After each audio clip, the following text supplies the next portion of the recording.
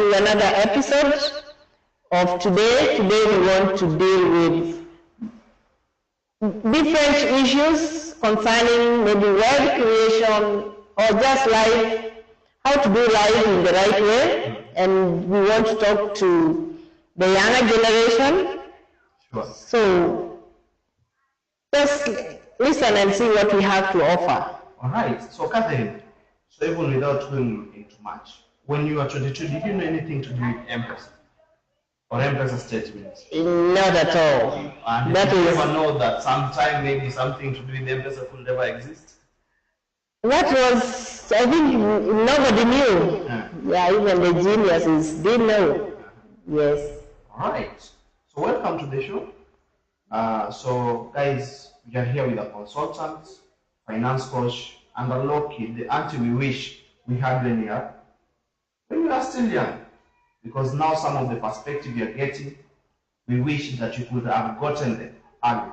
So maybe without wasting a lot of time, maybe to ask you, when you are 22, or when somebody could just give you a moment to take you back to your 20s, where are you going to start financially? Where would I start financially if I was 22 years? I think the first thing you have to do is you have to set aside some money. Yeah, to put it in maybe in a savings, for you to accumulate it or to build it to something reasonable that you can use to invest or advance your career, whatever it is, but it has to be money which is somewhere. Right. Yeah. So there's a friend of the show who is at maybe his 20s, and they have been equipped to this place, they have gone to schools, they have graduated and everything. But as you're talking about savings, somebody is asking themselves, even if this one just from hand to mouth, it's a problem at times. How are they going to save? Because there are no opportunities in the first place. How are they going to save? What I would say is, if you can get money for food, set aside 10%. If it's 100, just set aside 10 shillings. It may look small, but it will amount to something. At least you have to start from somewhere. So I'm like imagining saving 10 shillings. Yeah, maybe you see, when I'm talking about hand to mouth, you have passed through some experiences whereby you realize that maybe today you get that 100 shillings for food, but then the following day you don't know where you're going to get. Yes, somebody is disciplined with saving, but how about tomorrow? How are they going to get that money to save? And so maybe that is where I think we are also still coming in. Guys without opportunities. We are doing the research for you people, and before you know it, we are going to give you a full episode of where you can get to start these small side hustles, the ones that you can start without any shillings, alright? Things to do with dropshipping. So just stay tuned. Na hiyo ndo sababu nakwambia, click on that subscription button. Can you click it? Let's do it together. Thank you so much. Alright, so moving on swiftly. Yes. What are young people today, in your perspective? What are these young people, or today's generation, somebody like me? This is one thing that I'm wasting too much money on. Number one, I think the young people, for example, your age, you want instant gratification. You want to start working today, buy a new car today, and drive the best car. Really, there is a process. You have to appreciate the process. There's a process. Yes. Okay, we are coming to the perspective of here. And in this show, we have got the quick fire question, the quick one questions. We are going to listen or get a perspective about money. Alright? Because personally, I always prefer money over, I always prefer cars over other things. But you're going to get there.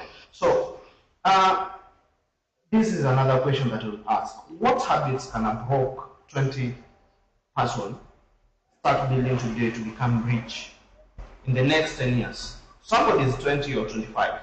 So in the next 10 years, probably they're going to be 30, 31, 32, or 35, or even 40. Somebody is already 30 and is watching this video. What are these habits that would help them become rich in the next 10 years? One, the first discipline that you must have is, or the first habit that you must have is discipline. Discipline? Yes. You must have discipline in whatever you do. For example, even if you are working, you must have discipline of going to work. You must be productive wherever you are. If you are saving, you have to have discipline of saving, because saving is not Just easy. a reminder to, now we are in this school. Yes. So our viewers watching, chukua kalamu na kitabu. These are very important things. Some of the habits that you can build that is going to help you be rich in the next 10 years. Number one, she has just talked about discipline. Andika, why are you not writing well? Okay? All right. In all aspects of your life, discipline is key. Discipline. Yes. It doesn't matter what you're doing, you have to be disciplined. Okay. Yes. Any other thing? Number two, you must be ready to work. Being ready to work. You must put in the work. Nothing comes easy. You have to wake up early, do whatever it takes. You have to put in the work, whatever the case. There is nothing that will come from heaven or like manna. No. You must work. Please stress on that. Remind them that they have to work. You have to work, and the more work is behind the scenes. It is not what you can see in front of the camera. More work happens behind the scenes. When you wake up early, you do your thing. When nobody even is watching you, that is where the work is. Yeah. So embrace work, embrace getting tired. Yes. Any other disciplines? Number three. Have we talked about saving? No, not yet. You have to, whatever income you are getting, the best amount you can save is at least 20% of your income. But if you cannot raise the 20, start with 10. And if it is possible, put this money where you can earn interest in maybe a compound interest. When money is invested long term, it compounds, and it is called the eighth wonder of the world. You will not realize when money is invested, for example, like 20 years, and maybe you've been contributing like 2,000, but when it is invested long term, you will not believe the kind of money, you get money in millions because of compound interest. And I think that is very profound, and maybe someday, maybe just asking an opportunity from you, because I think I've heard people talk about accumulating wealth through compounding interest and stuff. I'm really interested in knowing the deeper perspective of it. How does it work and stuff? And maybe someday we could spend our time and also get into school, get into class, then to listen more about compounding. Moving on swiftly. Let's talk about debt. So this generation, there are some time, or I've always used to say that maybe when it is matters loan, we spend Mambo's alone, because I believe loan, quote unquote, is a curse. How I used to say, because in one of clear, anything that I'm going to take a loan, maybe a loan, then invest in business, I believe that business, in the first place, I used to believe so, but I'm kind of changing my mind, and I'm starting to embrace. So my question is, should this generation be scared of loans or embrace them wisely? Debt. I think debt can be good and bad. Yeah? If you're using debt, let's say to invest in a business which is running, not a startup. That one, I will not advise anybody. But a business that is running, that one can be good debt. Or maybe you want to, let's say, purchase a motor vehicle like a lorry or something for business, maybe to boost your business. That can be good debt. But if you're able to avoid debt, to me the better. It is good you set aside money, build it through saving, then whatever, let's say you want to acquire an asset from that money that you've set aside. Because we say the devil is in the detail. Unless you really know how much interest you're paying, it can be very expensive. Like we see the credit cards, they have very huge interest rates. You end up paying so much money, yet you could have invested this money, it could have grown. Yeah, but for some debt in a circle, that one I have no problem with it because really in a circle debt can be affordable. But in these other financial institutions, you must be very careful because you can get a loan of, let's say, 500,000. But by the time you are done with that loan, you have paid almost double. So sometimes it is good to maybe we can talk to the experts when that time comes. Yes. Maybe just to remind them that you are one of the experts they can get to. Yes. Just contacting, and I think we are gonna drop her contact in the description of this or in the below video. Drop contact so that you can get to reach out. Some financial advices on loans on circles, like the previous video we talked about. You need to check out on that video. We talked about circles, every other thing you need to know about circle. And so, what do you wish more young people understood about wealth creation? What is this one thing that you check on me maybe, or even your daughter maybe, or your sons, and you're like, Angelewa here about wealth creation. Maybe something could be better off in the future. Something that I would say is that it is good to know that building wealth is possible, and if you take responsibility and commitment, I think it is doable. It is doable. It doesn't matter how small you start, but that consistency, that discipline will make you achieve anything that you want in life. Yeah. Then maybe this is the first session of my questions. What financial myth would you like to cancel right now? There's this myth circulating about finances. Which one do you know, and which one would you like to cancel right now? A myth? That building wealth is impossible. Building wealth is impossible. That is a myth because people are making money.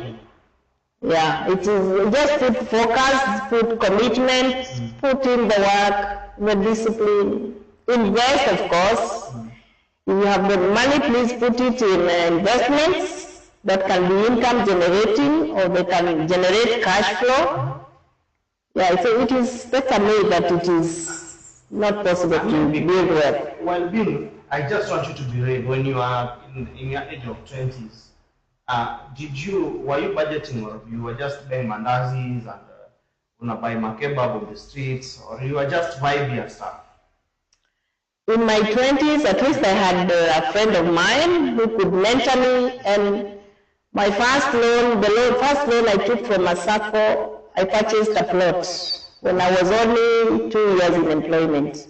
And I've been a net saver, literally. You look like one. Yes. Let me guess your first salary. Was it probably around 1,200? It was less than 5,000 Kenya shillings. But back then, I think that was a lot of money. Of course, it was a lot. You could pay rent, you could afford your daily expenses. Yeah, but you could pay rent. How much was a one bedroom at that time? That was. Not one bedroom, maybe a single room. Yeah, I was going for 1,200. Oh, a single room at 1,200. Yeah. At Pangani there. But of course, Pangani, I think during back then, those were the leafy suburbs. Not necessarily. It was also for the low income. You could get rooms. Oh.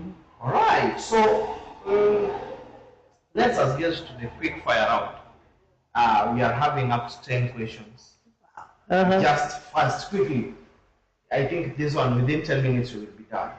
What advice will you give to your 20-year-old self? Kate, you can do it. You can do it. Yes. All right. What's one money advice that changed your life? Money habits. Just saving. Savings, yeah. So money advice, saving.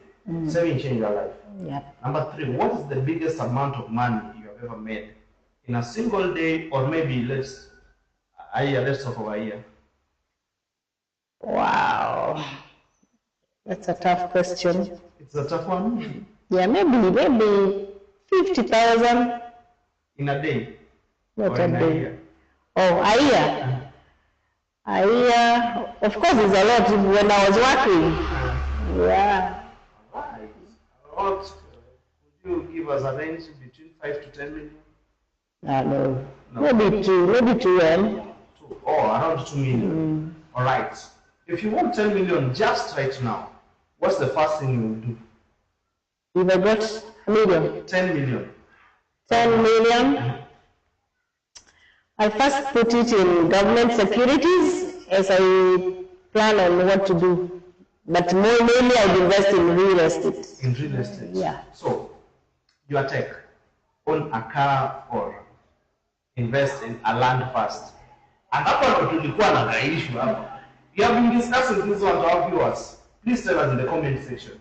Between owning a car and investing in the land, which one will you do first? Yes.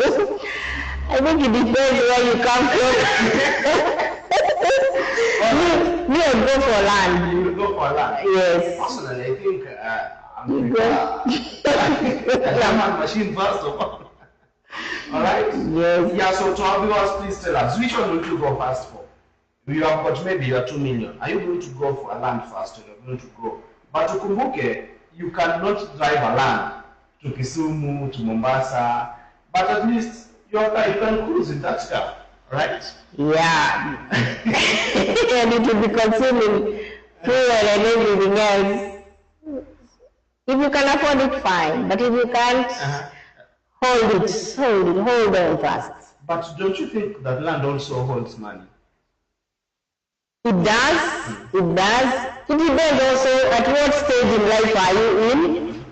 If you cannot afford land, please, you can do other things. So because this generation, at 20 years to 30, would you recommend them buying a car or buying a land? I think that Maybe they have got jobs here. Somebody who has got a job, and then he can maintain the car. Land will tie your money. So, it will be, you need to weigh the best option. Sometimes it's better to put your money somewhere else. Because you try to dispose land, sometimes it can be very hard.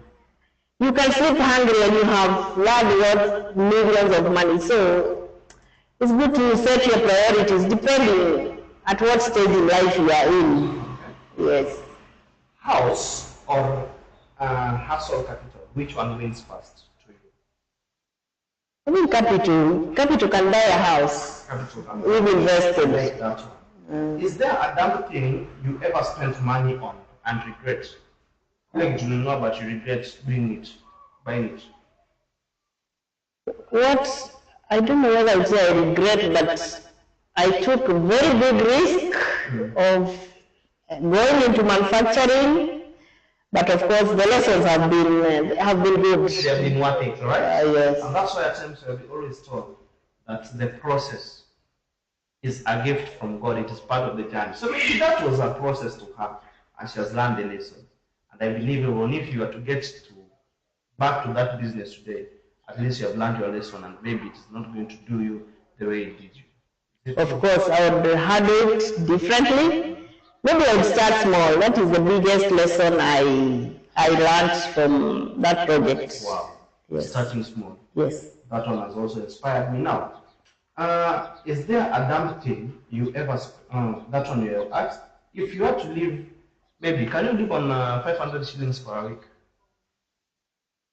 If I'm alone, I think I can. Then, okay. Can you please just give us a breakdown of how you would survive with it? That will mean I'll have shopping in the house. So it will just be maybe to buy milk and schooners. Maybe when you don't have the shopping, is all you have is that 500, maybe each and every other week. How are you going to survive? In Nairobi, it will be tricky. It's so tricky. It will be very tricky. Right. What's a money lesson you learned the hard way? That money can go in a day. Money can go in a day. Yes, you can be rich today, tomorrow you are. In the next minute. Yes, you are broke. And I've seen this one with the so-called traders. Those people who trade. Somebody has got over $40,000, and within a second, the market has done them that, and they are back to negative 40,000. And so that is true. Would you date someone who is broke but visionary? Maybe from the Anytime, yes. Somebody is broke but visionary. Yes. Alright. And how about vice versa? Would you recommend somebody, a man maybe, to marry a lady who has got no visions and dreams?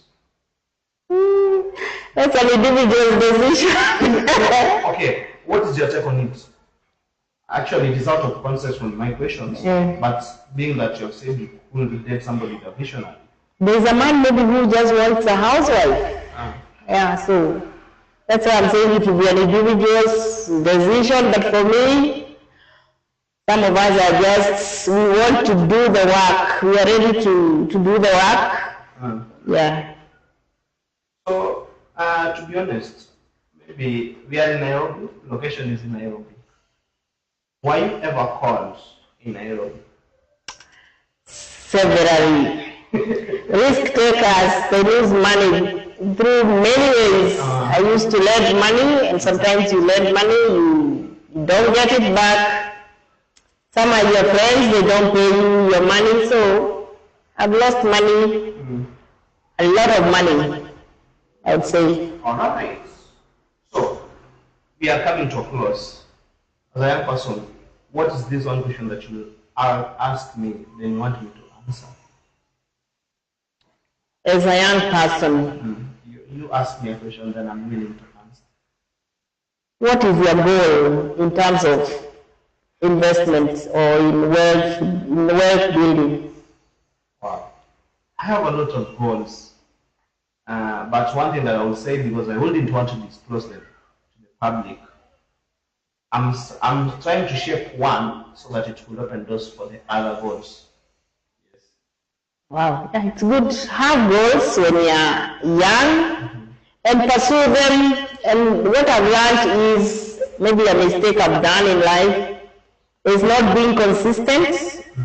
Push your dream up to 30 years. That is when you see the fruits of your dream. Oh.